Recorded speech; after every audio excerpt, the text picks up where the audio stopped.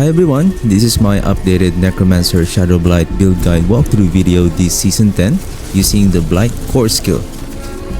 This build's main damage is coming from our key passive called Shadowblight. I'm going to discuss the mechanics, key items, aspects and skills, and chaos perks. Let's start with the mechanics. In order to inflict the damage of the Shadowblight, the enemy must take 8 hits of shadow damage. And the efficient way to do this is through corruption damage type or shadow damage overtime. This will require close combat as we need to be within the Blight's defiled area for more damage. For the key items, we are using the Chaos Ebon Piercer and Lidless Wall. The projectiles of the Ebon Piercer will also inflict corruption damage and also benefit from the Temper Affix Blight chance to cast twice. These projectiles doesn't spawn a defiled area but will inflict corruption damage within the enemies it hits. The projectile will help on more area coverage of our damage, especially on clearing trash monsters during speed farming. With the big ranks of Reaper's Pursuit from Ebon Piercer, we maximize on equipping darkness skills on our skill bar. We are using Bone Storm instead of Soul Rift to take advantage of the Chaos Lidless Wall for more crit damage and additional 80% weapon damage. This will increase our damage significantly. We are using the following aspects for additional damage: Blighted, Damned, Decay, and Grasping Veins.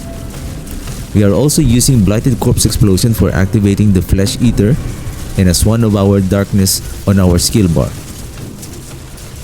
Since Shadowblight is not a corruption damage, therefore it can deal critical strike damage. The Grasping Veins aspect and Lidless Wall crit damage multiplier will boost its critical strike damage. And with Season 10 Patch 2.4.0, the Wither Legendary Node buff is not only for corruption damage but for all shadow damage type, which will amplify our Shadowblight's damage. For additional survivability, we use the Shielding Storm aspect for a consistent barrier. For the runes, we are using Tam with Loom for essence generation and Seer with Thal for more damage and applying vulnerability. For speed farming, replace Grasping Veins aspect with Osseous Gale to increase the duration of the Bone Storm. And Curse Aura with Void aspect to pull the enemies together. For the Mythic setup, we will use the Arrow Perdition. If you have the Arrow Perdition, you can replace Guard Rune with Thal for more damage multiplier.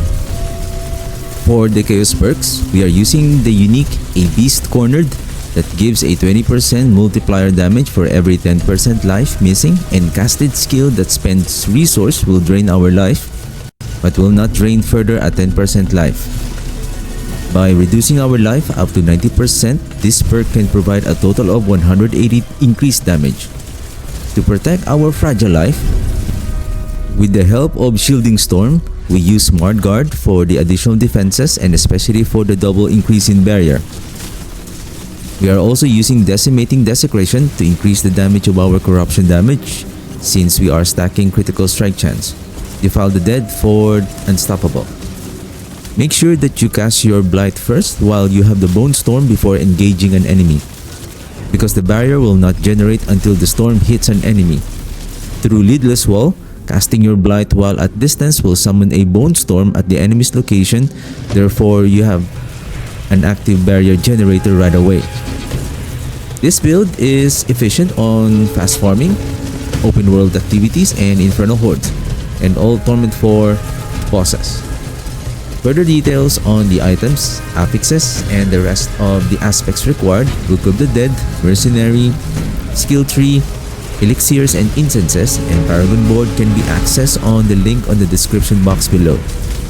For any questions, feedback, and suggestions, feel free to post on the comment section below. If you like this video, how about subscribing on my channel and click that notification bell so that you'll be updated on my next videos. You can also visit my Twitch channel when I play the game. You can have a chat with me and enjoy the journey of my builds and my fun gameplay when I go live. Hope you enjoyed this build. Thank you very much for watching. See you on my next video and have a good one. Bye!